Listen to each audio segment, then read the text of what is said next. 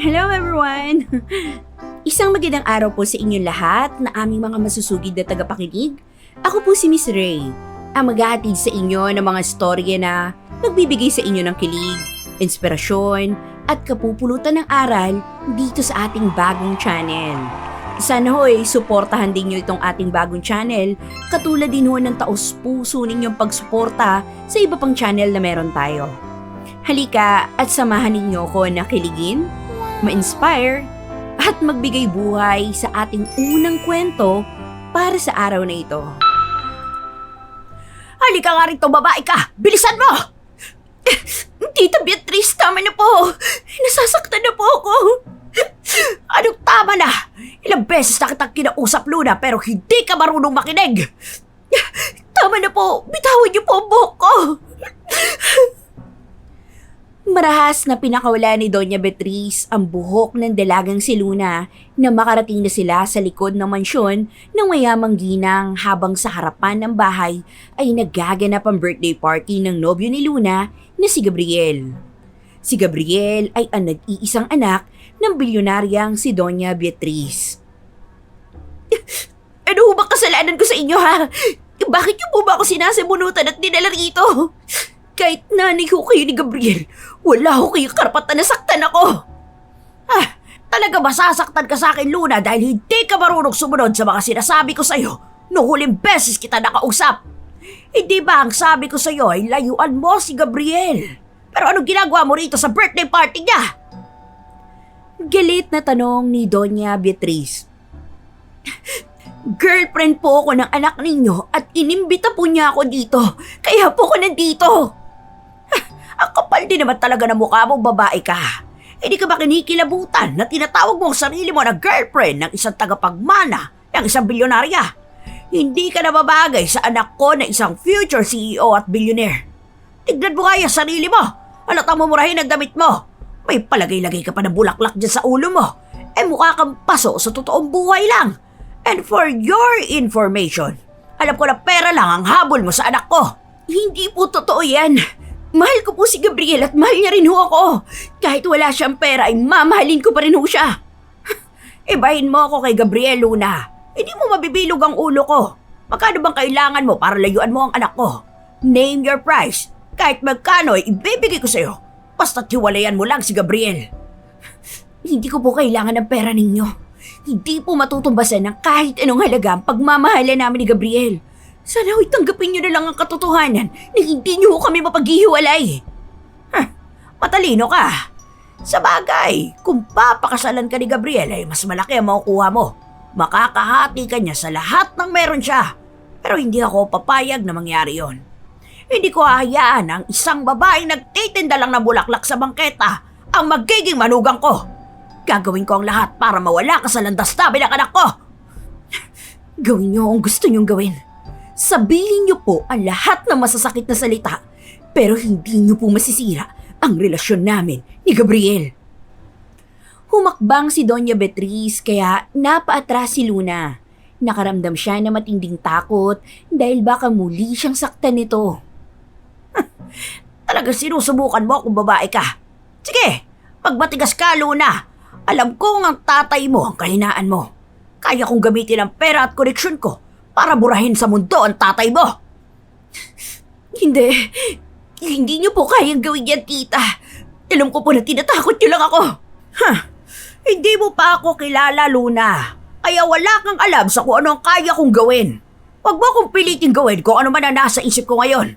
Kaya kong ipapatay ang tatay mo kapag hindi mo nilayuan ang anak ko. Kaya tatanungin kita ngayon. Gusto mo bang makasama mo si Gabriel pero mamamatay naman ang tatay mo? Nangilid ang luha na magandang dalaga na si Luna sa huling sinabi ni Doña Beatriz. Binalot siya ng matinding takot dahil ramdam niya na hindi ito nagbibiro. 3 taon ng kasintahan ni Luna ang nag-iisang anak ni Doña Beatriz na si Gabriel.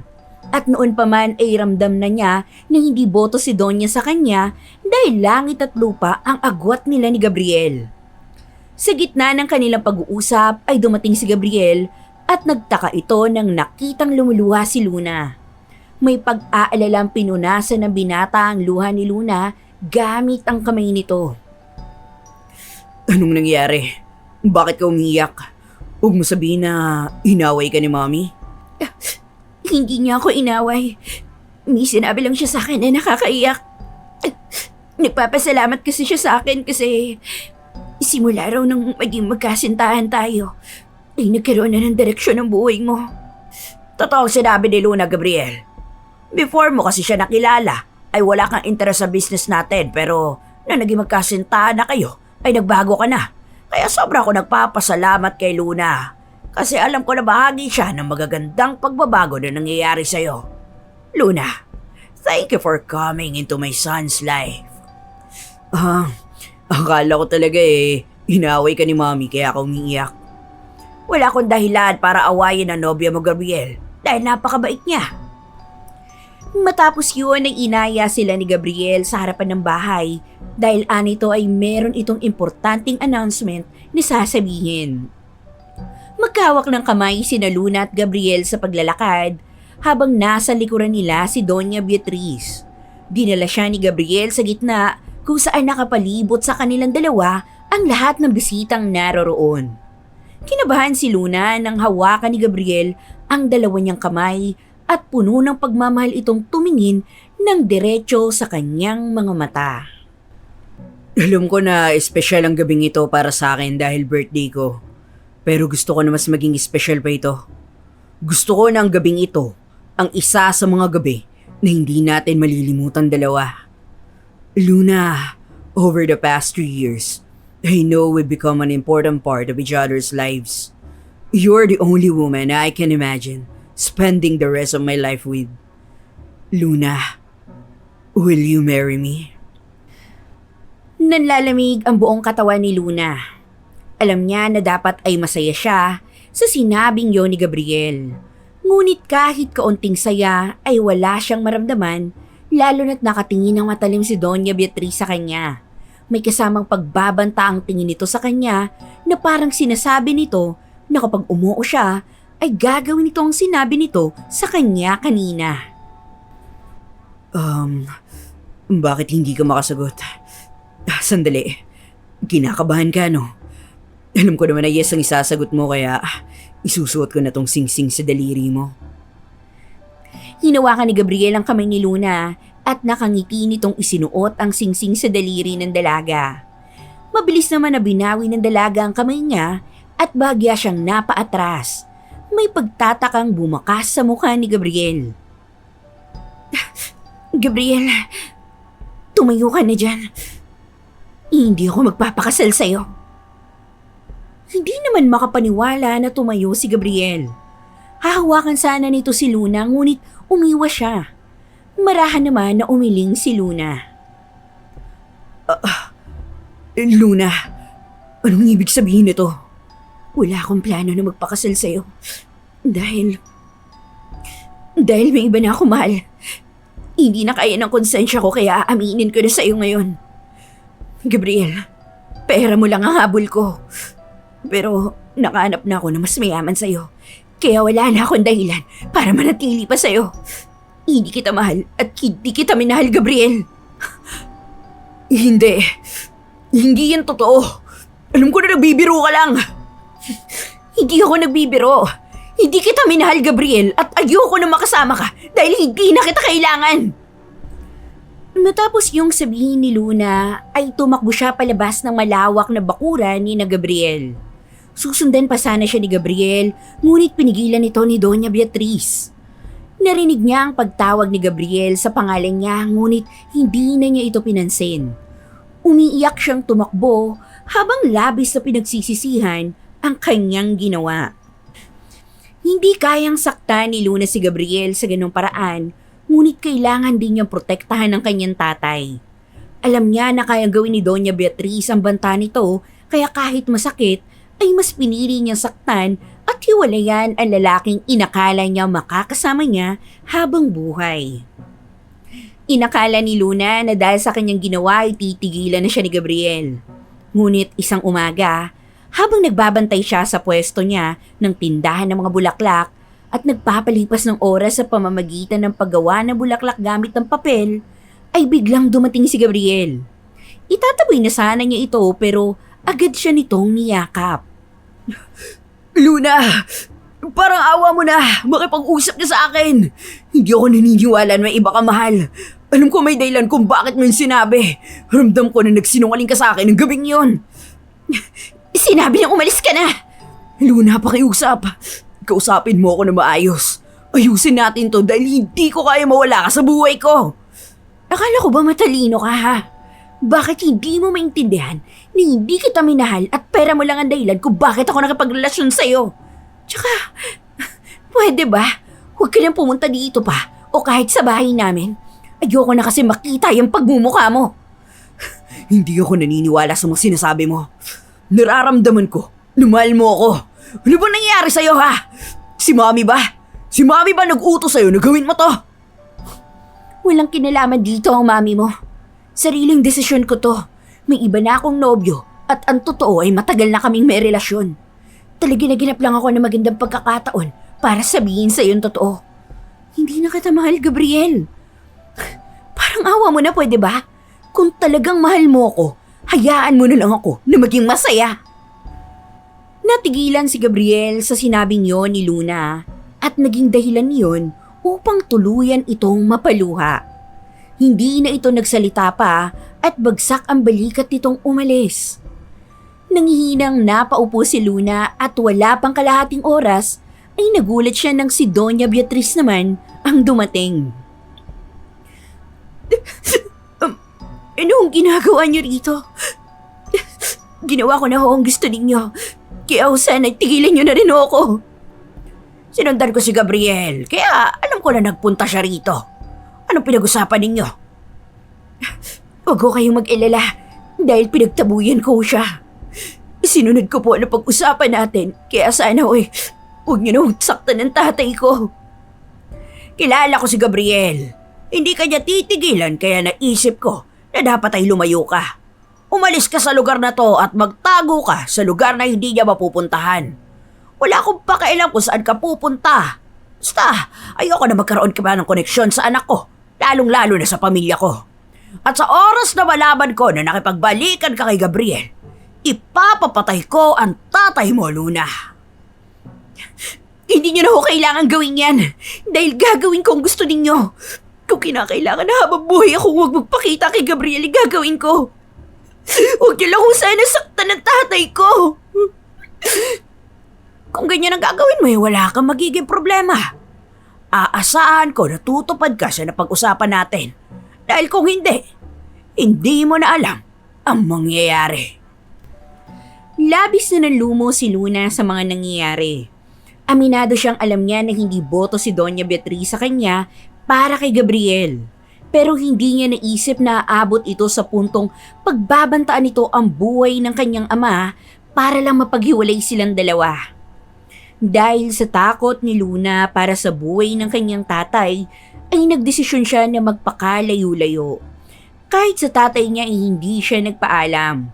Umalis siya sa bahay nila na madaling araw at nag-iwan siya ng sulat sa kanyang ama. Sa sulat ay ipinaliwanag niya ang dahilan ng kanyang pag-alis. Sumakay si Luna sa barko papuntang Leyte. Ang tanging naisip niyang puntahan ay ang kaibigan niya na nakatira doon dahil hindi naman yon kilala ni Gabriel. Ngunit habang nasa gitna ng dagat ang barkong sinakyan ni Luna, ay nagising siya nang nakarinig siya ng malakas na pagsabog. Sinundan niyo ng sigaw ng mga tao. Agad niyang kinuha ang isang life vest at tumakbo siya sa isang ligtas na lugar. Napakabilis ng pangyayari. Naramdaman niyang lumulubog ang barko. Nagkaroon ng matinding panik ang mga tao. Isang lalaki ang bumangga kay Luna.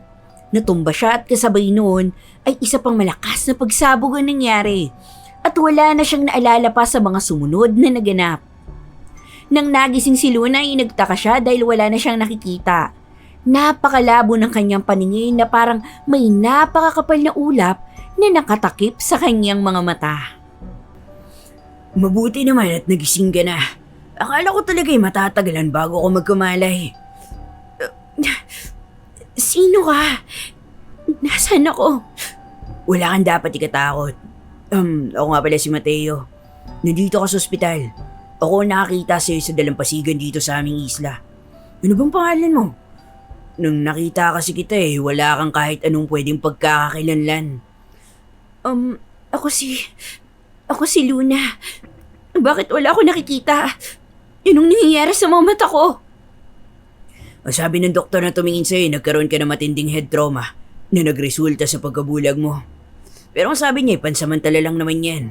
Ang kaso nga lang ay hindi niya masabi kung kailan babalik ang paningin mo. Tsaka ang sabi rin pala ng doktor, okay yung bata na dinadala mo. Anong sinasabi mo? Meron akong batang dinadala? Buntis ako? Yun ang sabi sa akin ng doktor. Nalaman niyo yun kasi may mga test na ginawa sa'yo. Bakit? Hindi mo ba alam na buntis ka? Hindi nagawang sagutin ni Luna ang tanong na yon ni Mateo dahil wala siyang ideya na nagbunga pa lang isang beses na pagsisiping nila ni Gabriel ilang buwan na ang nakararaan. Alam niya na matutuwa sana si Gabriel kapag nalaman nito na magkakaroon sila ng anak. Ngunit alam niya rin na wala ng dahilan para malaman nito ang bagay na yun. Makalipas ang ilang araw ay nakalabas na ng ospital si Luna. Dahil plano naman niya talagang lumayo kay Gabriel, ay mas pinili niya na sabihin kay Mateo na wala na siyang pamilya kaya sa bahay nito siya nakituloy. Niramdaman niya kasing mabuting tao si Mateo at habang tumatagal ay parang naging kapatid na ang turing niya rito. Mabilis na lumipas ang buwan at nanganak na si Luna. Labis ang kasiyahan niya dahil kambal ang kanyang iniluwal. Isang babae na pinangalanan niyang Natalia at isang lalaki na tinawag niyang Nathan. 8 taon na lumipas at nanatili pa rin si Luna sa bahay ni Mateo. Tinutulungan siya nitong alagaan ang kanyang mga anak. Sa kasamaang palad, hindi pa rin bumabalik ang paningin ni Luna. Ganun pa man ay tumutulong siya kay Mateo sa pamamagitan ng pagbebenta ng mga bulaklak na gawa sa papel. Masaya si Luna sa buhay niya sa isla.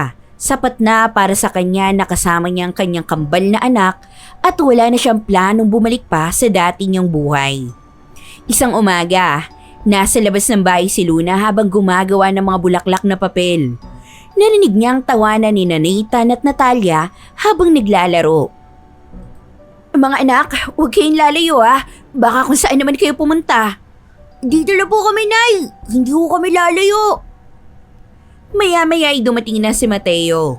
Umupo ito sa tabi ni Luna. Kamusta ang huli mo ngayon ng mga isda? Maganda ang huli ko ngayon at ito, naibenta ko kay Aling Sonia yung mga isda. Medyo malaking kinita ako ngayon. Baka may request kang ulam mamaya. Kahit pwede kong bilhin. Mga bata na lang siguro yung tanongin mo. Pero alam mo, sigurado ako, fried chicken ang isasagot ng dalawang yan sa'yo. Okay, sige, pritong manok na lang ang ulam natin mamayang pananghalian. No nga pala, Luna. Meron ako sasabihin sa'yo. Hindi ko na ito nasabi sa'yo kagabi kasi tulog na kayo nung dumating ako. Tungkol ba yan sa tatay ko? Alam ni Mateo ang buong kwento ng buhay ni Luna. Nang tumagal kasi nagkaroon na siya ng tiwala rito, kaya ikinuwento niya rito ang buhay niya. At upang masiguro na siya ay nasa mabuting kalagayan at ang tatay niya ay nakiusap siya rito na alamin nito ang nangyayari sa kanyang ama. Kaya kahit napakalayo na Maynila ay nagtungo doon si Mateo. Oo. Tungkol yun sa tatay mo. Tungkol sa tatay mo sasabihin ko pero huwag kang kabahan kasi nasa maayos na kalagayan naman siya. Meron siyang tindahan ng bulaklak at nakita ko na maraming bumibili ron. Nako, maraming salamat sa Diyos at okay lang pala ang tatay ko. Teka, matanong ko lang bakit hindi mo sabihin sa tatay mo na buhay ka pa? Nararamdaman ko kasi yun. Nararamdaman ko yung sobrang pagkamis niya sa'yo habang kausap ko siya. Natatakot kasi ako, Mateo. Baka kasi pag kinausap ko si tatay, isabihin niya kay Gabriel kung nasaan ako. Ayokong malaman ni Gabriel na may anak kaming dalawa dahil sigurado akong hindi yun magugustuhan ng nanay niya. Alam ko na pati ang kambal ko ay gagamitin ni Doña Beatriz para takutin ako muli at ayoko nang mangyari yun. Iba rin pala talaga ang kasama ng Doña Beatriz na yun. Pero nakakwentuhan ko rin kasi ang tatay mo. Pero hindi ko sinabi na magkakilala tayo. At nalaman ko mula sa kanya na ang akala pala nila ay patay ka na. Alam kasi nila na nakasama ka ron sa barkong lumubog. Malungkot nga siya kasi hindi man lang daw natagpuan ang katawan mo. Siguro nga, mas mabuting isipin na lang nila na patayin na ako. Wala nang dahilan para bumalik ako sa buhay nila dahil kontento na ako sa buhay ko na nandito ako sa isla. Tsaka, masaya na rin naman ako na nalaman ko na okay na ang tatay ko. Ay, sabagay, tama yung sinabi mo. Tsaka baka kapag nalaman ng Doña Beatriz na yun na buhay ka pa, guluhin na naman niya ang buhay mo. Oo nga pala, total, medyo malaki ang kinita ako eh. Gusto ko sanang ipa-check up natin ang mata mo. Pwede tayong pumunta bukas sa ospital. Hindi na kailangan. Sanay na ako na ganito ko tsaka alam ko naman kung gaano kamahal ang therapy o kaya yung operasyon na kailangan kong pagdaanan. Alam mo, ilaan mo na lang yung pera mo sa mga kailangan dito sa bahay. At saka diba ang sabi ng doktor, kusang babalik ang paningin ko. Ihintayin ko na lang na mangyari yon kaysa naman gumastos tayo ng malaki. Pero 8 taon ka na naghihintay. Ayaw mo bang makita kung gaano ka-cute ang kambal mo? May tamang panahon para sa lahat ng bagay, Mateo. Naniniwala ako na ibabalik ng Diyos ang paningin ko kapag nakatakda na yung mangyari. Isang malalim na paghinga ang pinakawala ni Luna. Ang totoo, matagal na niyang nais makakita dahil kahit isang beses ay hindi pa niya nasilayan sina Nathan at Natalia. Ngunit ayaw na niyang dagdagan pa ang pasanin ni Mateo kapag napagamot siya para muli siyang makakita. Napakalaki na naitulong ni Mateo sa kanya lalo na noong binigyan siya nito ng permanenteng tahanan kasama ang kanyang mga anak. Isang gabi, nakahiga na si Luna sa papag habang nasa magkabilang tabi niya sina Nathan at Natalia. Inakala niyang tulog na ang dalawa pero naramdaman niya ang paggalaw ni Nathan. Nanay, gising ka pa po ba? Oo. O bakit ikaw hindi ka pa natutulog? Kasi po, naiisip ko yung sinabi sa amin ni Buboy kanina. O sabi po niya sa amin ni Natalia, wala na po kaming tatay. Di ba, hindi naman totoo yun? Hindi agad nakapagsalita si Luna dahil hindi lingid sa kanya na may nanunukso sa mga anak niya dahil lumaki ang mga ito ng walang tatay. Nathan, anak, huwag ka maniwala sa sinabi ni Buboy ah. Meron kang tatay. Meron kayong tatay ni Natalia. Pero, nasaan ho siya? Bakit hindi ho natin siya kasama? Ano kasi anak eh. Nagtatrabaho siya sa malayo pero huwag ka mag-alala kasi kapag malaki na kayo at mas naiintindihan na ninyo ni Natalia, malalaman niyo rin kung bakit nasa malayo ang tatay ninyo. Gano'n ba kalayo yung kinaroroonan niya? Tsaka na natin pag-usapan yan anak, okay? Matulog ka na at gabing-gabi na. Hindi bang sabi ko dapat matulog ka na maaga para mabilis kang lumaki? Sige po, tutulog na po ako para mabilis po akong lumaki. Nang dahil sa pagtatanong ni Nathan tungkol sa tatay nito, ay mas lalong hindi nakatulog si Luna. Bigla kasi niya naalala si Gabriel at tumakbo sa isip niya ang buhay nila ng mga anak nila kung kasama niya sana ito. Makalipas ang ilang araw ay isang magandang balita ang inihatid ni Mateo kay Luna habang nagbibilad ng isda na gagawing tuyo. Naramdaman ni Luna ang paglapit ni Mateo sa kanya. Ako nang tatapos ng mga yan. Pumasok ka na sa bahay at ang tindi ng sikat ng araw ngayon. Matatapos na ako rito, tsaka mas gusto ko iniinitan ako. Hindi ba ang sabi nila may magandang epekto ang sikat ng araw kapag ganitong oras? O sige, ikaw bahala. Oo nga pala, alam mo ba may isang grupo ng mga taong pupunta rito sa isla natin para magsasagawa yata sila ng tinatawag na charity mission. Pamimigay sila ng mga pagkain, mga laruan sa mga bata. At alam mo ang pinakamaganda? Magkakaroon sila ng medical mission. Ibig sabihin, baka maipatingin mo na libre ang mga mata mo. Anak ko, magandang balita nga yan, Mateo. Kailan kaya yan para makapunta tayo? Sa pagkakailam ko bukas yata, dun sa covered court gaganapin. Kaya magandang pumunta tayo ron at isama na rin natin sila Nathan at Natalia. Labis na natuwa si Luna sa ibinalitang yon ni Mateo. Sa tagal na niya kasing naninirahan sa islang yon ay noon lang nagkaroon ng isang charity mission. At para sa mga kagaya niyang hikaw sa buhay ay napakalaking tulong na nun. Nang sumunod na araw ay magkakasamang nagtungo sina Luna, Mateo, Natalia at Nathan sa covered court. Kahit walang paningin ay sigurado si Luna na napakaraming tao ang naroroon dahil sa ingay na naririnig niya. Pinapila ni Gabriel sina Nathan at Natalia sa namimigay ng mga laruan, habang si Luna naman ay pinapila ni Mateo para sa nangangailangan ng tulong sa kalusugan. Luna, kaya mo ba na mag-isa rito? O hihintayin na muna kita matapos bago ako pumila roon sa namimigay ng grocery? Hindi na. Mas maganda kung pumila ka na ron ngayon para makatipid tayo ng oras. Huwag ka na mag-alala sa akin. Kaya ko na to. Ay, sabagay tama ka. Tsaka para makauwi na tayo agad. Sige, mag-ingat ka rito Kapag may kailangan ka, itaas mo lang ang tungkod mo. Naging matyaga si Luna sa pagpila. Halos 1 oras ang kanyang hinihintay bago siya pinalapit sa isang doktor.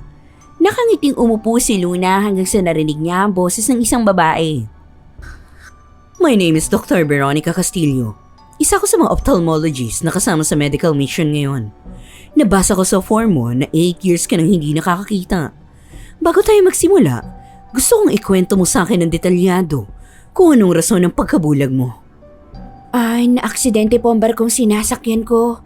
Nung nagkakagulo po ang mga tao may bumangga sa akin kaya natumba po ako. Pagkatapos po ay may sumabog po at ang naalala ko ay tumama ang ulo ko sa kung saan. Ang sabi ng doktor noon, matinding head trauma ang dahilan kung bakit ako nawala ng paningin. Na-admit ka ba sa ospital pagkatapos ng aksidente? Na-CT scan ka ba o di kaya MRI? May sinabi ba ang doktor tungkol sa kondisyon mo? Nahihiyang umiling si Luna at narinig niya ang pagbuntong hininga ng doktora. Ay, okay. It means wala ka naging follow-up check-up sa loob ng 8 years. Wala ho. Wala po kasi kaming pera. Oh my God, magkano lang bang check-up pero hindi mo pa rin afford? Sige, wait. I-check ko ang mga mata mo. Tumayo si Veronica at itinapat ng ilaw sa mga mata ni Luna. Maya-maya ay naramdaman ni Luna ang pagbalik nito sa upuan. Well, tama naman ang doktor na unang tumingin sa'yo based sa kwento mo. Posibleng may traumatic optic neuropathy ka pero hindi ko rin inaalis ang posibilidad ng post-traumatic cortical visual impairment. Maaari rin kasi na naapektuhan ang occipital lobe ng utak mo nung tumama ang ulo mo. Paliwanag dito ni Veronica.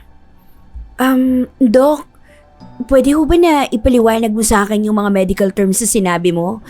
Hindi ko kasi pamilyar sa akin yung mga yun eh. Seriously? Wala kang alam sa medical terms? May I remind you lang libre ang service ko sa inyo rito.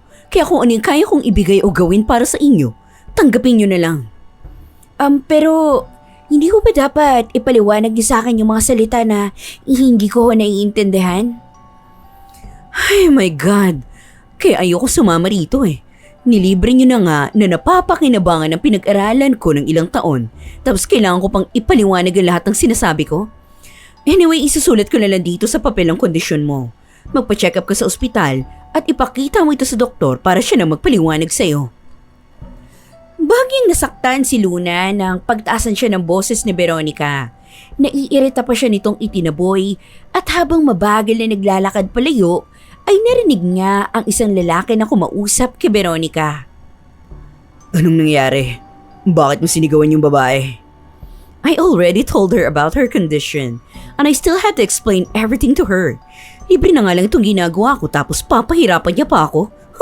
Alam mo, kung hindi naman dahil sa'yo, hindi ako sasama rito. Ay nako, sinabi ko na sa'yo na huwag ka nang sumama pero ikaw yung mapilit. You offered your service as a doctor kaya pumayag ako. Alam mo, mas mabuti pang doon ka na lang muna sa tent.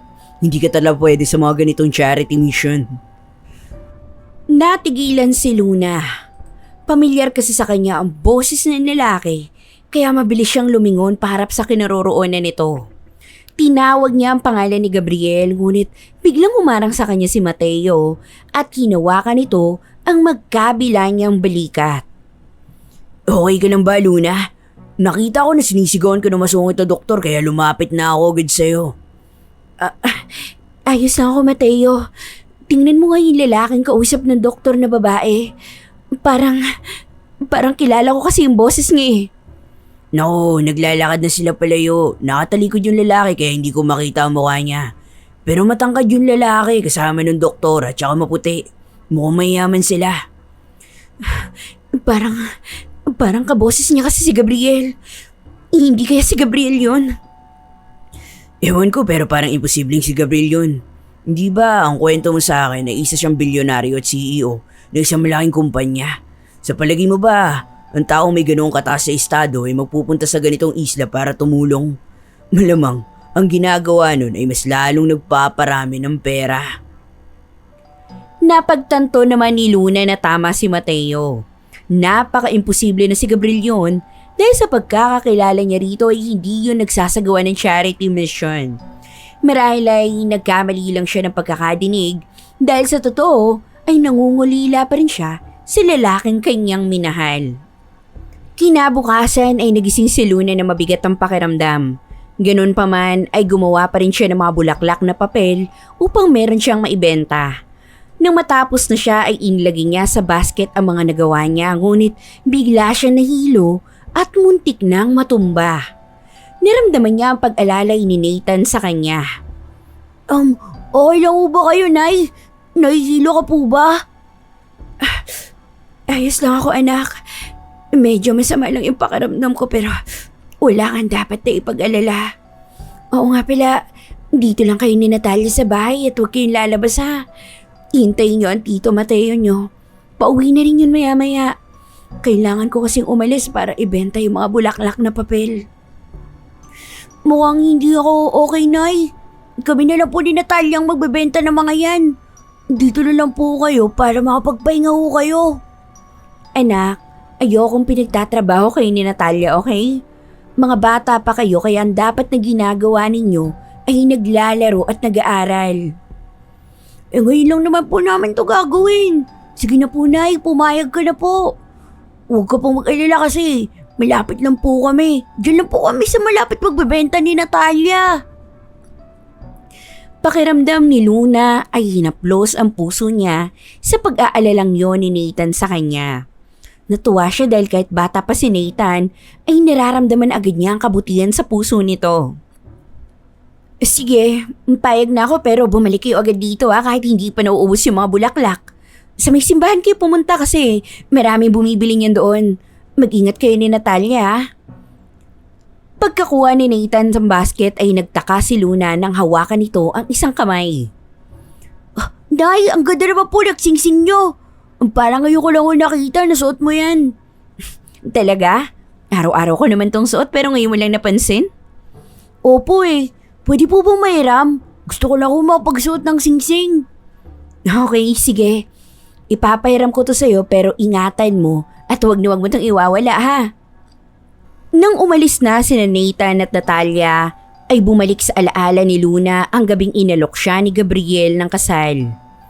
Natatandaan niya na kaya nasa kanya ang engagement ring nila ay dahil isinuot agad yun ni Gabriel sa kanya kahit hindi pa siya sumasagot sa tanong nito kung papakasal ba siya rito. At dahil sa kagustuhan niya makaalis agad matapos niya magsinungaling at sabihin na may iba siyang mahal, ay hindi na niya nagawang ibalik kay Gabriel pa ang singsing. Ngunit masaya si Luna na nasa kanya ang singsing na yon dahil kapag suot niya yon, pakiramdam niya ay nasa tabi pa rin niya si Gabriel. Habang mag-isa si Luna sa bahay ay naisipan niya maglinis muna doon. Kahit wala siyang paningin ay ginagawa pa rin niyang kapaki-pakinabang ang kanyang sarili. Maya-maya ay dumating na si Mateo mula sa pangingisda. Habang nagpapahinga si Mateo ay dumating naman sina Natalia at Nathan. Lumapit ang dalawa sa kanya at niyakap siya. Nay, magandang balita po. Naubos po lahat ng bulaklak na papel. Talaga? Ang galing niyo namang magbenta. Ito po lahat ng napagbentahan namin, Nay. Maraming salamat sa inyo ni Natalia, ha?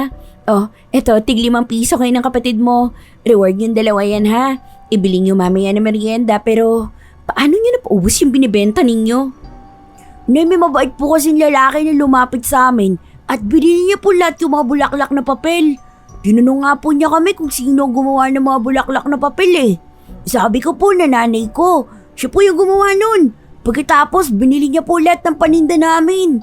Napakabait niya po kasi sobra. Tsaka sobra po yung ibinayad niya talaga sa amin. Kung sino man ang lalaking yon, alam mo, sana pagpalain siya ng ating Panginoong Diyos. Oo nga pala, akin ang singsing ko, anak. Hinihintay ni Luna na ibalik ni Nathan sa kanyang singsing, ngunit nagtaka siya ng ilang segundo na lumipas ay wala pa rin binabalik na singsing si Nathan. Nathan anak, may problema ka ba? Nasaan yung singsing ko? Hindi ko po alam kung nasaan yung singsing eh.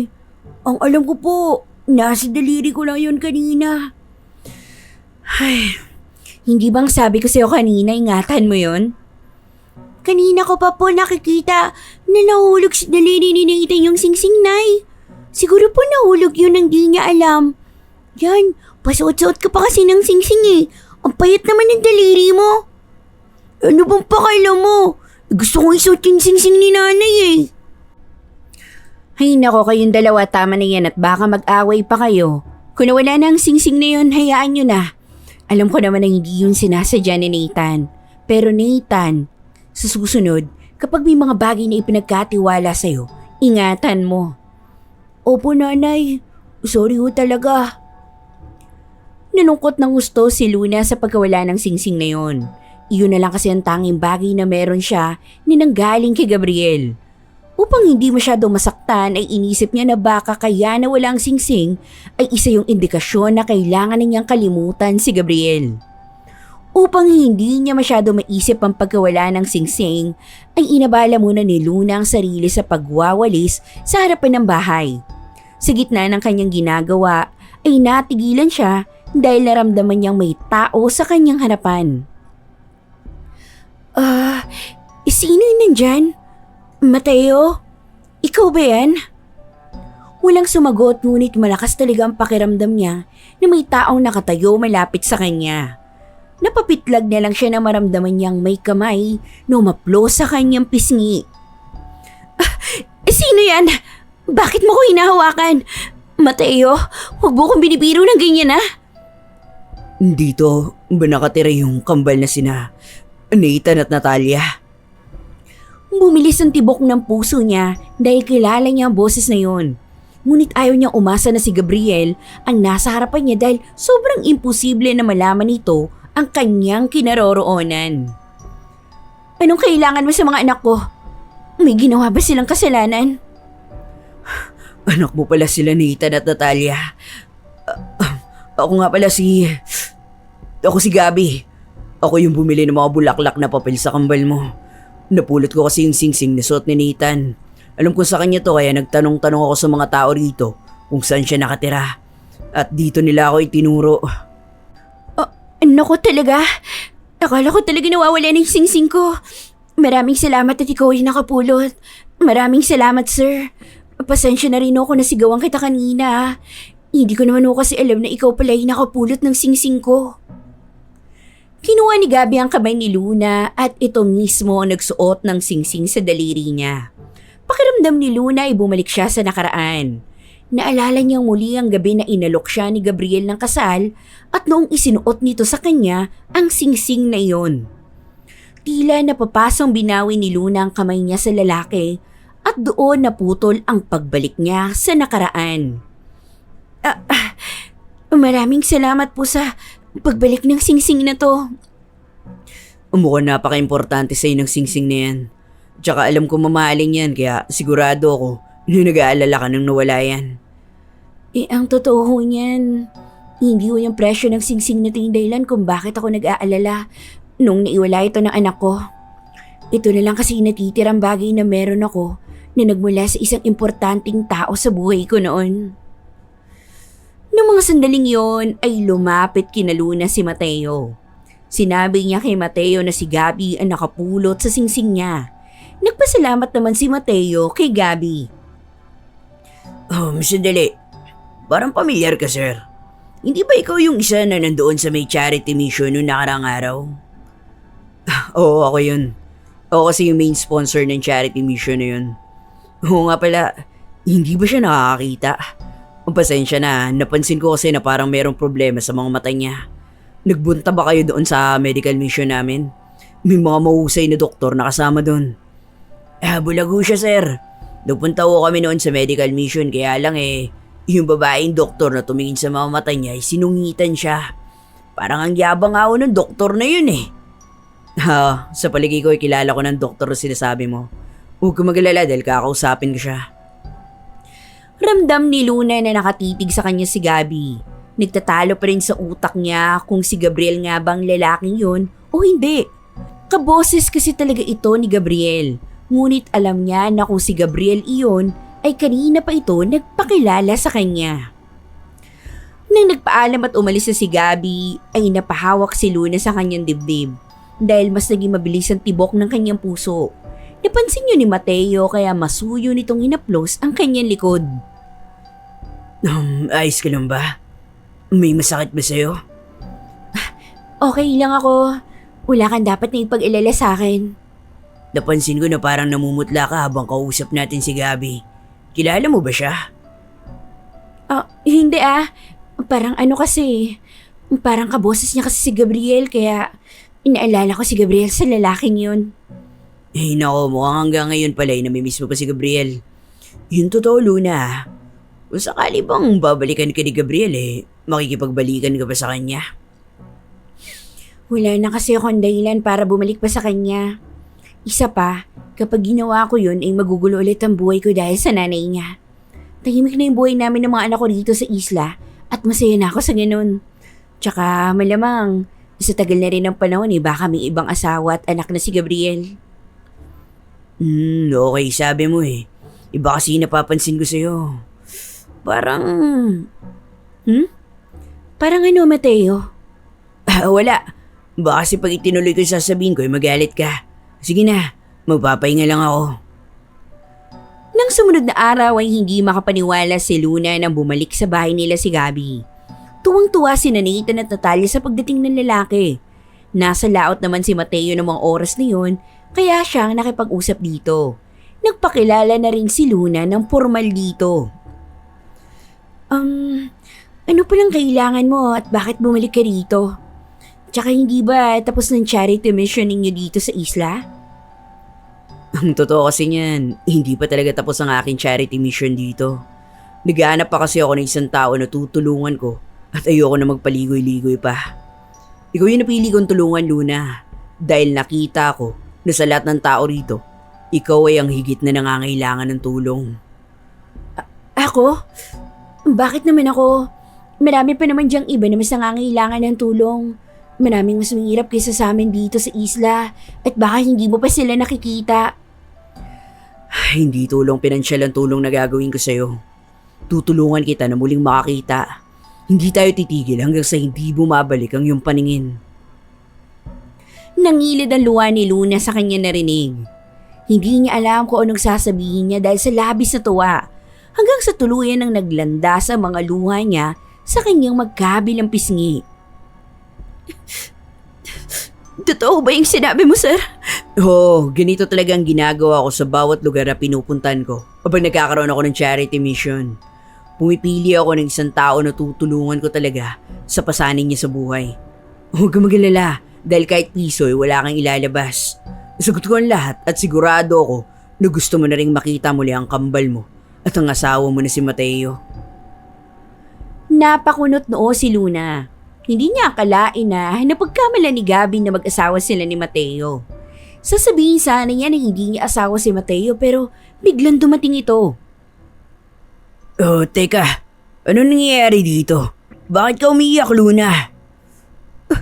Mateo, hindi ka maniniwala sa sasabihin ko. Tutulungan tayo ni Sir Gabby na ipagkabatamad ako. Makakakita na ako, Mateo. Makikita ko na sa wakas yung mga anak ko.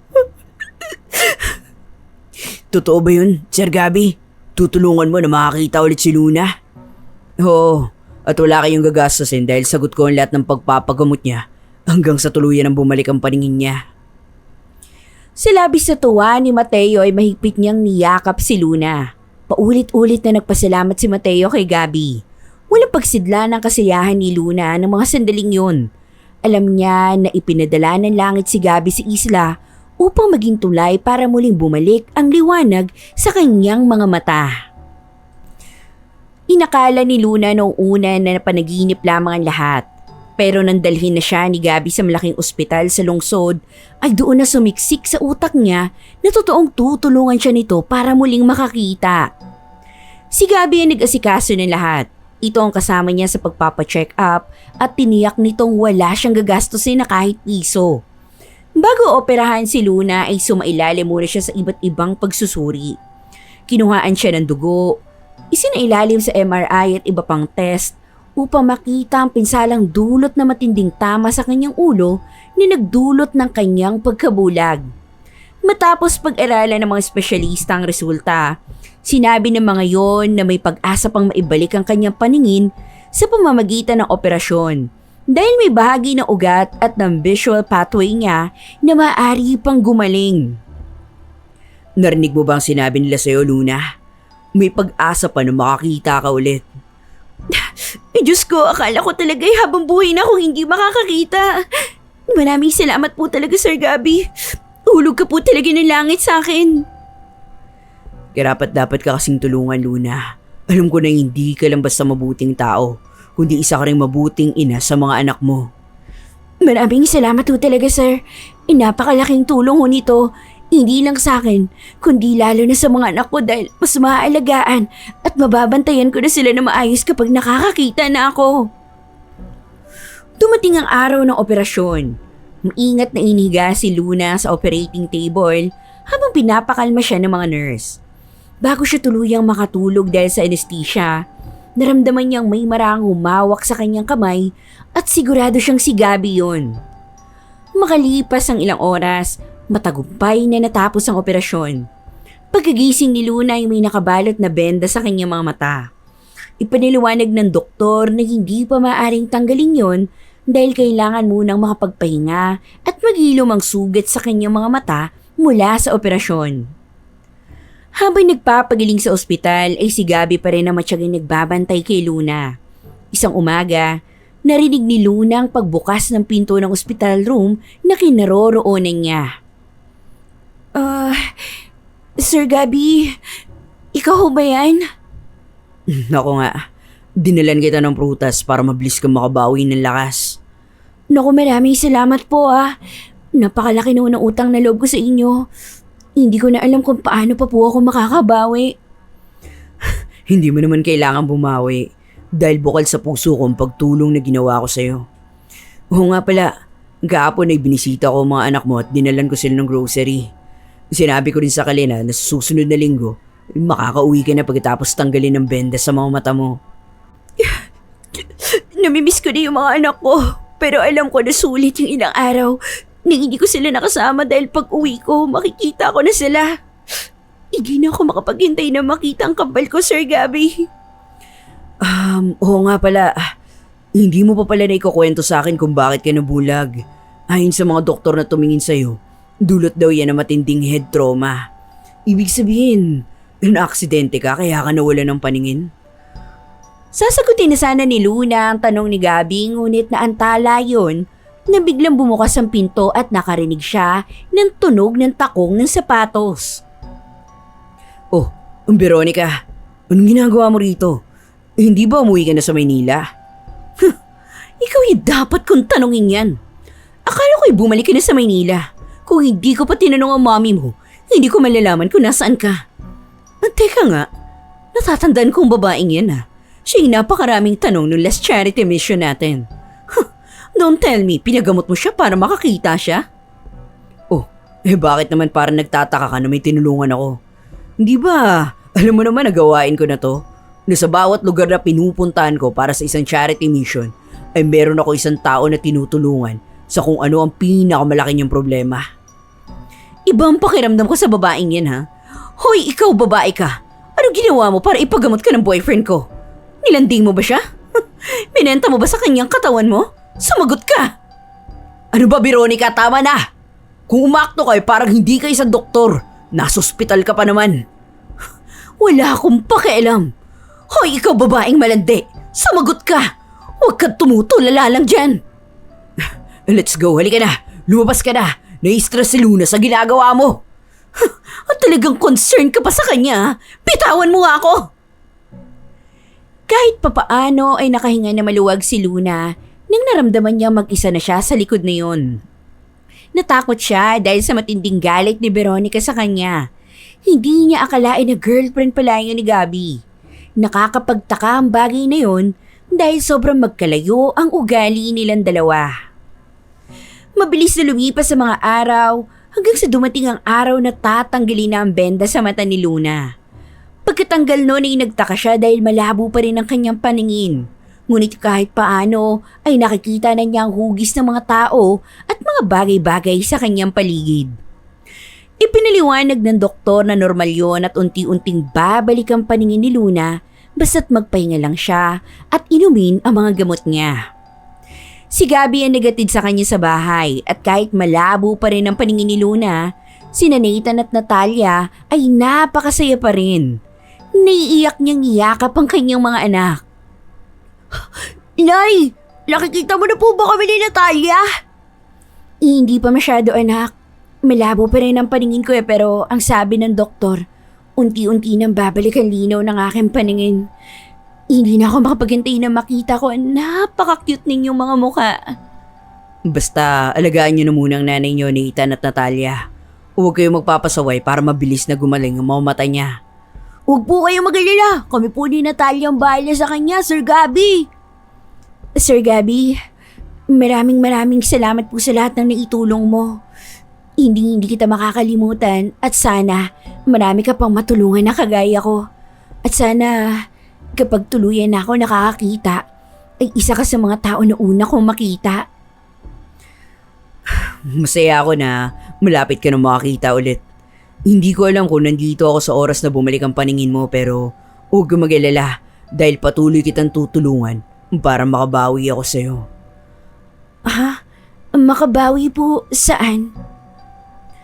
Wala. Sige na, kailangan ko na umalis.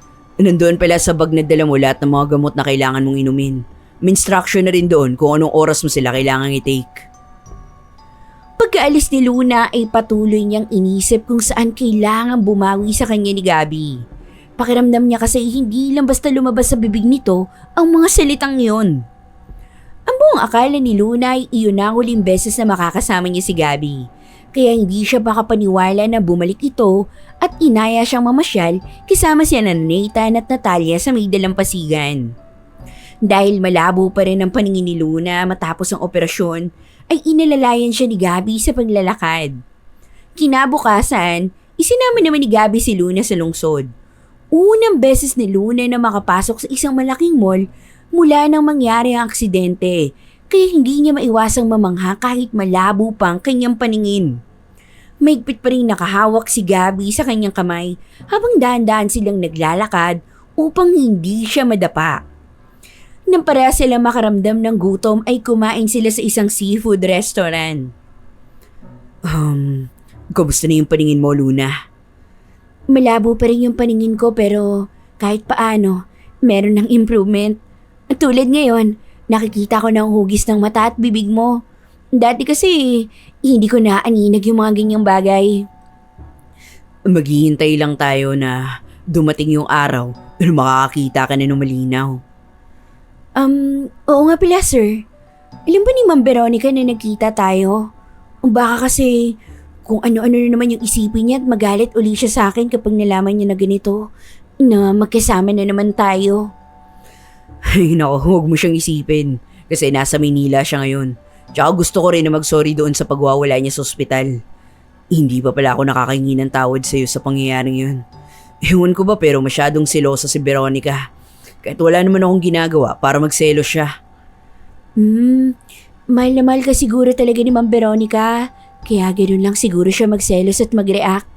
Alam ko na normal lang magselos. Pero yung pagsiselos kasi ni Veronica, kakaiba yun. Ang dami ko na naging kaibigan na babae na umiiwas sa akin dahil pinagbabantayan niya. Anyway, huwag na lang nating siyang pag-usapan. Ito nga pala, ipinagbalat kita ng hipon. Iniabot ni Gabriel kay Luna ang isang pinggan na puno ng hipon na wala ng balat. Nang kunin yun ni Luna ay sinimulan na niyang kainin ang mga ito. Bawat subo niya ay may luhang kumakawala sa kanyang mga mata. Okay ka lang ba? Bakit ka umiiyak?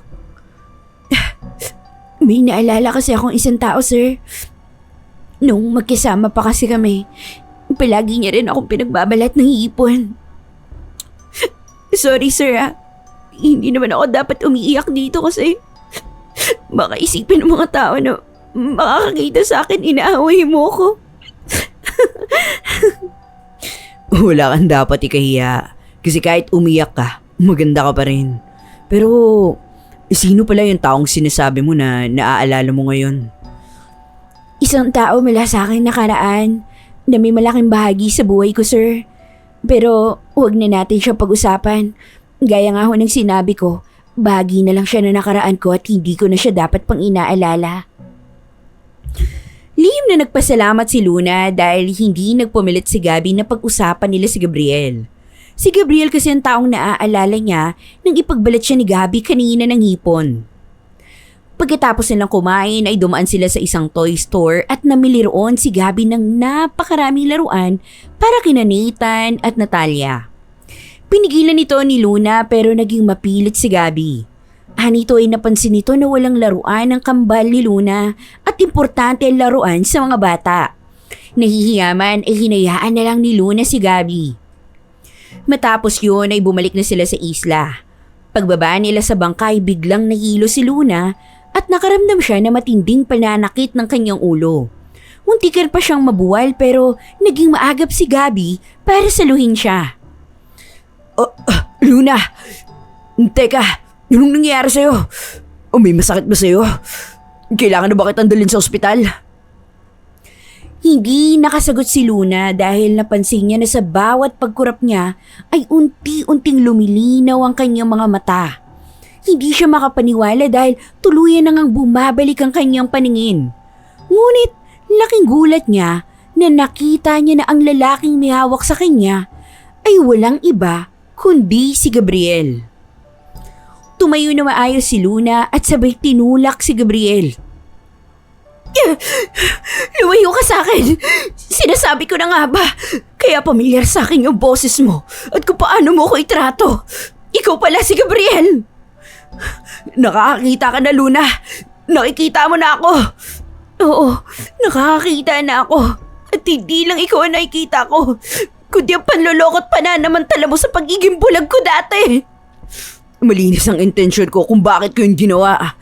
Alam ko na kapag nalaman mo kung sino ako, itatanggihan mo ang tulong na ibinibigay ko sa'yo.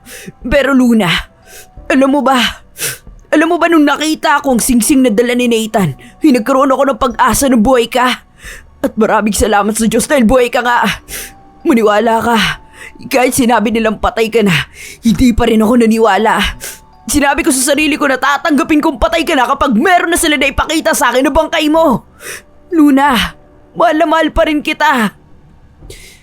Yayakapin sana nito si Luna pero mabilis naman siya nitong itinulak.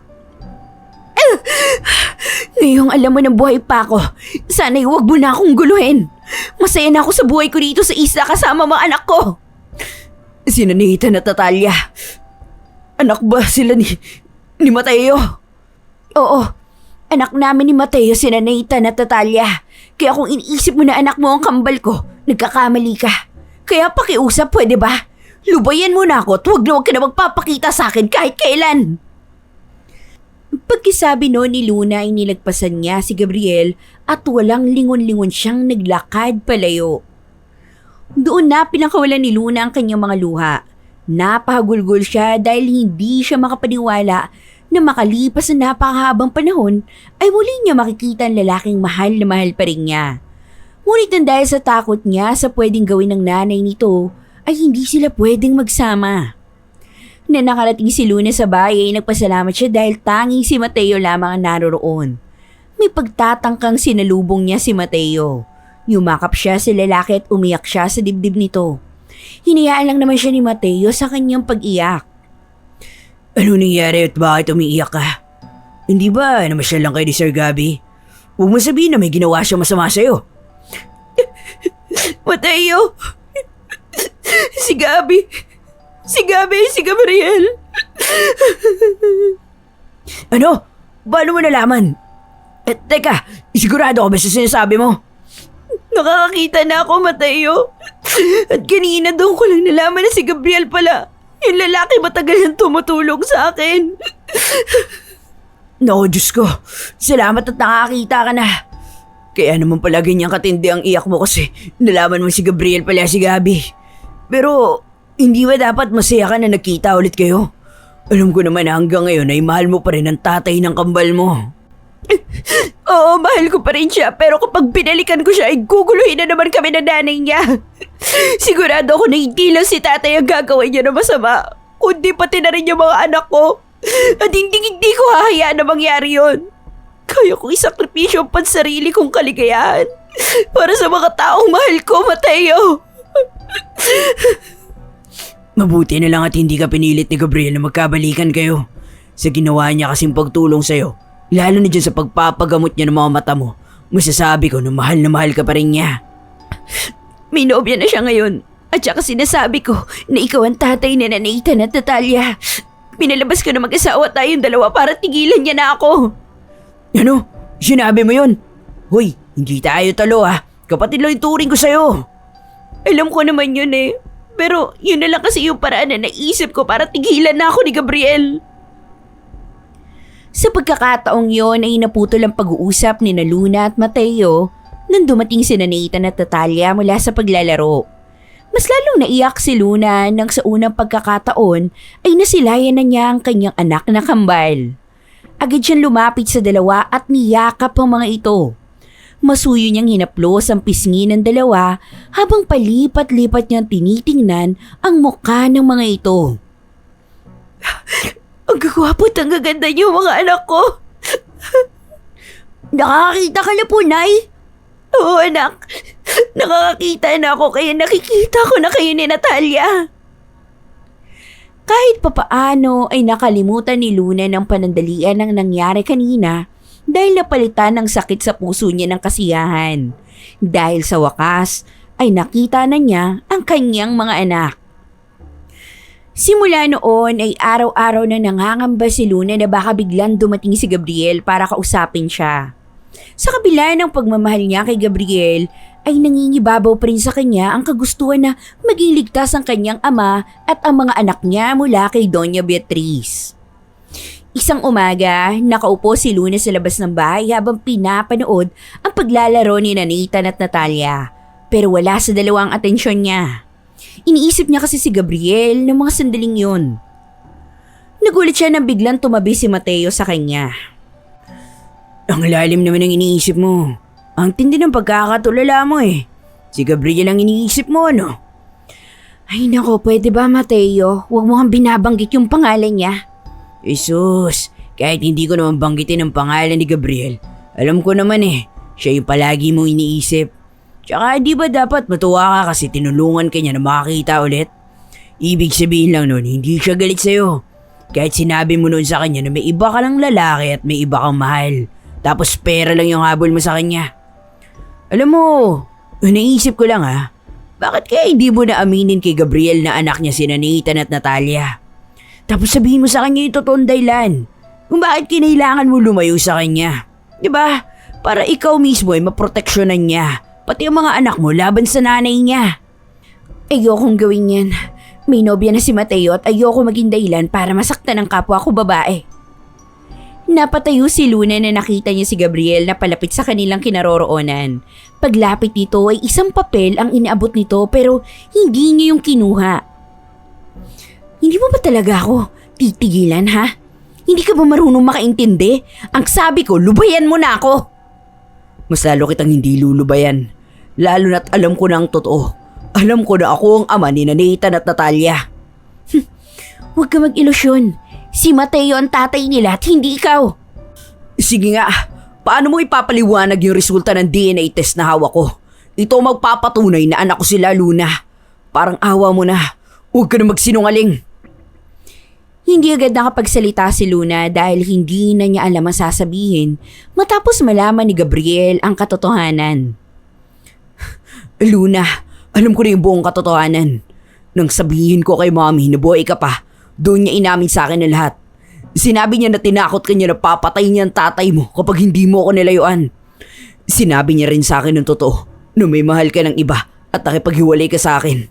Sinabi niya na hindi yun totoo. Alam ko at ramdam ko na mahal mo pa rin ako. Kaya parang awa mo na. Ayusin natin to. Buuin natin yung pamilya natin. Hindi ko akalain na sasabihin yan sa'yo ni Doña Beatriz. Hindi ako makapaniwala na sa bibig niya manggagaling yung katotohanan matapos niya akong takutin noon. Pero sige, sasabihin ko na sa yung katotohanan. Anak mo nga si Nathan at Natalia. Matapos ang aksidente sa barko ay doon ko lang nalaman na buntis pala ako sa mga anak natin. Pero Gabriel, hindi na tayo pwedeng magbalikan. Dahil meron ka ng Veronica. Isa pa, siya yung babae na nararapat sa'yo dahil kaya mo siya ipagmalaki sa lahat, lalong-lalo na sa nanay mo. Hindi ko mahal si Veronica. Pinagkasundo lang kami ni Mommy at pinagbigyan ko lang siya dahil may malubha siyang karamdaman. At isa pa, nung nalaman ko na ako ang tatay ni Nathan at Natalia, ay nakipaghiwalay na ako kay Veronica. At sa pagkakataong ito, sa pagtatanong ko sa mga tao rito ay nalaman ko rin na hindi kayo mag-asawa ni Mateo. Sigurado ako na sinabi mo mag-asawa kayo para tigilan kita. Hindi na ulit nakapagsalita si Luna at napahagulgol na siya ng mga sandaling yon. Iniwanan na rin sila ni Mateo upang bigyan sila ni Gabriel ng pagkakataon na makapag-usap na sila lang dalawa. Pinuntahan ni Mateo si Nathan at Natalia upang pigilan ng mga ito na lumapit muna kina Luna at Gabriel.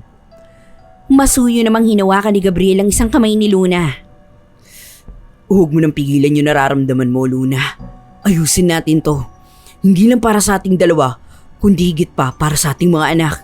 Deserve nilang isang buo at masayang pamilya. Natatakot kasi ako, Gabriel. Natatakot ako na kapag sinunod ko ulit yung puso ko, baka may mga tao na naman na mapahamak. Kung si Mommy ang iniisip mo, ako na nagsasabi sa'yo na wala ka nang dapat ikatakot sa kanya. Nagbago na siya, Luna. Hindi niya na tayo pakikialaman pa. Ang totoo niyan gusto ko nga niya makita dahil gusto niyang humingi sa'yo ng kapatawaran sa lahat ng kasalanan niya. At isa pa, sinabi ko na rin sa tatay mo na buhay ka at napakasaya niya, Luna. Nang dahil sa sinabing yun ni Gabriel ay unti-unting nawala ang pangamba ni Luna. Napalitan yun ng pag-asa na may pagkakataon pa siya para maitama ang lahat. Siguro ngayon ito ng tamang panahon para ituloy natin yung pagmamahalan natin na naputol noon. Tama ka, Gabriel. Hanggang ngayon ay mahal pa rin kita at kahit kailan hindi nawala yung pagmamahal ko sa'yo. Siguro nga langit din gumawa ng paraan para muli tayong magkita. Ang ibig sabihin yan tinatanggap mo na ako ulit. Oo, Gabriel. Patawarin mo ako kung pinagtabuyan kita. Natakot ako sa mga pwede gawin kasi ng nanay mo kapag nalaman nila na nagkabalikan tayo. Ako nang nagsasabi sa'yo, wala ka nang dapat ikatakot kay Mommy. Masayang niyakap ni Gabriel si Luna at gumanti rin siya rito na mahigpit na yakap. Isang matamis na ngiti ang sumilay sa kanyang labi dahil napagtanto na niya na wala ng dahilan pa o ibang dahilan upang pigilan niya ang kanyang sarili na maging masaya. Nang humupa ng kanilang emosyon, ay tinawag niya sina Nathan at Natalia. Mga anak, hindi ba lagi ninyong hinahanap sa akin ng tatay niyo? Ngayon, nasa harapan niyo na siya. Si Kuya Gabi po ang tatay namin ni Natalia? Oo, Nathan. Pero hindi na Kuya Gabi ang itatawag niya sa kanya, kundi tatay na. Tatay Gabriel. Lumuhod si Gabriel sa harapan ng kambal at hindi makapaniwalang tiningnan nito ang mukha ng dalawang bata. Diyos ko, ngayon ko lang na-realize na kamukhang kamukha ko kayong dalawa. Hindi nga talaga may tatanggi ng mga anak ko kayo. Walang pagsidla ng kasiyahan ni Luna habang pinagmamasdan niya si Gabriel at ang kanilang kambal na masayang-masaya na magkayakap. Mula sa kanyang kaliwa, nakita niya naman si Mateo na naluluha rin. Alam niya na maging ito ay naging masaya para sa kanya at sa mga kambal. Sa araw din na yon ay bumalik si Luna sa Maynila kasama si Gabriel at ang kambal nila. Una sila nagpunta sa tatay ni Luna at naging madamdami ng muli nilang pagkikita. Ngunit natuwa rin ang tatay niya na makita ito sa unang pagkakataon. Makita ang kambal na sina Nathan at Natalia. Sandaling iniwan ni Luna at Gabriel sina Nathan at Natalia sa tatay ni Luna para puntahan nila si Doña Beatriz. Nang nasa mansyon na sila ni Gabriel, si Luna ay biglang kinabahan. Gabriel, kinakabahan ako na humarap sa mami mo. Huwag kang kabahan kasi kasama mo ko. Tsaka si mami mismo nagsabi na gusto ko niya makita at makausap. Pagpasok nila sa malaking silid ni Doña Beatriz ay nakita ni Luna si Doña na nakahiga sa kama. May nakakabit na dextro sa braso nito at kapansin-pansin ang napakalaking ipinayat nito. Paglapit ni Luna kay Doña Beatriz ay pilit itong bumangon para yakapin siya. Salamat sa Diyos dahil buhay ka, Luna. Salamat dahil may pagkakataon pa akong itama ang lahat ng pagkakamaling nagawa ko sa iyo noon. Patawarin mo ako, Luna. Patawad ko, ako yung naging dahilan kung bakit nangyari sa iyo lahat ng pinagdaanan mo. Siguro nga ay pinaparusahan ako ng Diyos kaya binigyan niya ako ng ganitong karamdaman. Matagal ko na ho kayong pinatawad, Doña Beatriz. Huwag niyo na pong isipin yung mga nangyari noon at ang pagtuunan po ninyo ng pansin ay ang pagpapagaling ho ninyo ngayon. Maraming salamat sa pagpapatawad mo sa akin, Luna. Pero tama ka. Kailangan kong bumalik agad sa sakit ko ito. Dahil hindi pwedeng wala ako sa kasal ninyong dalawa ni Gabriel at ang mga apo ko. Gustong-gusto ko rin sila makita, Luna. Parang awa mo na. Dalhin mo sila rito. Huwag ho kayong mag-ilala dahil bukas po, ipapakilala ko po kayo sa kanila. Excited na rin po sila na makilala kayo. Hindi ba sila galit sa akin? Wala naman ho silang alam sa mga nangyari dati kaya huwag niyo na hong isipin na galit sila sa inyo. Tumabi si Gabriel kay Luna at nagtaka siya na bigla itong lumuhod sa kanyang harapan. Hinubad din itong singsing na nasa kanyang daliri at saka ito tumingin ng diretso sa kanyang mga mata. Alam ko na ginawa ko na to noon pero mukhang hindi yun ng tamang panahon para magawa natin yun ng tama. Ngayon, nararamdaman ko na ito yung tamang pagkakataon para muli kitang tanungin. Luna, handa ka ba magpakasal sa akin at makasama ako habang buhay? Oo naman, Gabriel. Oo, pumapayag ako na magpakasal sa'yo. Maingat na isinuot ni Gabriel ang singsing sa daliri ni Luna. Agad itong tumayo at masuyo niya itong inalikan sa labi. Niluha si Luna pero ang mga luhang yun ay luha ng kasiyahan. Nang sandaling yun ay naunawaan na niya kung bakit kailangan dumaan muna sila ni Gabriel sa matinding pagsubok. Naniniwala siya na paraan yun ng Diyos upang subukin kung hanggang saan ang tibay ng kanilang pagmamahalan. Makalipas ang ilang buwan ay ginanap sa malaking simbahan na pag-iisang dibdib ni Luna at Gabriel. Tuluyan ang nawala ang pangamba nila na baka manggulo si Veronica dahil nalaman nila na nagpunta na ito sa ibang bansa upang doon permanenteng manirahan. Isa pang magandang bagay na nangyari ay ang mabilis sa paggaling ni Doña Beatriz sa karamdaman nito. Habang naglalakad si Luna sa aisle kasama ang tatay niya, ay hindi niya inalis ang tingin niya kay Gabriel. Kapwa sila naluluha dahil alam niya na parehas nilang hindi inisip na mangyayari pa ang araw na yun. Isa rin sa pinakamasaya sa araw na yun ay si Mateo na siyang tumatay yung best man ni Gabriel. Na magtagpo na sina Luna at Gabriel sa harapan ng pari ay naglinang ang kanilang mga mata. Mahal na mahal kita, Luna. Mahal na mahal din kita, Gabriel. Nangangako ko sa harapan ng Diyos at sa lahat ng narito na hindi ko nahahayaan na magkahiwalay pa tayo. Simula sa araw na to ay habang buhay na tayong magkakasama. Mula noon ay namuhay na si Luna at Gabriel na mapayapa at masaya kasama ang kanilang kambal. Tinulungan ni Gabriel si Mateo na makapagtayo ng sariling negosyo bilang pasasalamat sa pagligtas at pag-aruga nito kay Luna at sa kambal noon. At sa lahat ng pinagdaanan ni Luna ay napatunayan niyang may mga sugat na hindi agad naghihilom, ngunit kayang pagalingin ng panahon, katotohanan at tunay na pagmamahal. Niintindihan din niyang ang pag-ibig ay hindi dapat isinusuko dahil lamang sa takot. At ang katotohanan, gaano man katagal itago ay lagi nakakahanap ng paraan upang lumabas at ibalik sa tamang lugar ang mga pusong itinadhana para sa isa't isa. Wakas.